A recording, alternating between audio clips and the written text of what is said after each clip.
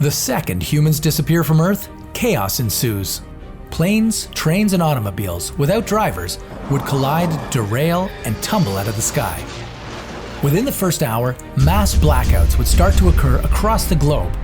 Electricity generated from coal plants would fail once their fuel ran out, while wind and water-powered systems would also shut down without human supervision. The next day, computers would act on their own accord to shut down nuclear reactors in order to prevent disaster. The world would be completely without power, but nuclear crises would at least be temporarily averted. On day 3, London's Big Ben rings for the last time, since it needs to be wound every 3 days. Big Ben would sound over streets now populated with roaming animals. Thousands of pets and zoo creatures would have to break free or suffer starvation. Within 10 days, security measures in nuclear power plants would finally fail, setting off a chain of explosions and releasing toxic radiation across the globe. Wildlife in affected regions would die, but elsewhere, other species would prevail.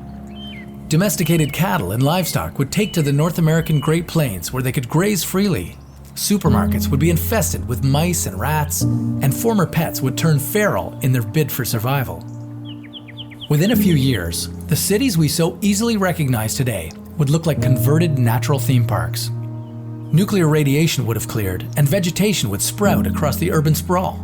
Moss would overtake the streets, while trees and flowers would travel up and along abandoned towers. After 30 years, the satellites we sent up to explore would fall back down to Earth with no one to collect their data. Homes and skyscrapers will have rotted or collapsed.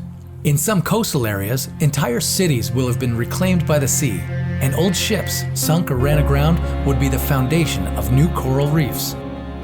Despite our absence, global warming would continue for another 40 years after we're gone. The Earth's temperature would rise about another 0.6 degrees. But the environment would nonetheless be improving drastically. By year 60, marine life would have nearly recovered from decades of overfishing and would be thriving. In 150 years, urban environments would be restored to their natural status before human time. London would revert to swampland, and in northern cities like Vancouver, skeletons of buildings would poke out from layer upon layer of snow and ice. Las Vegas might look like a giant sandcastle. In 230 years, vegetation that has thrived in humans' absence will have eliminated excess carbon dioxide in the atmosphere. Huge forests will have reclaimed the eastern half of North America, and the only evidence we ever existed would be leftover steel and plastics.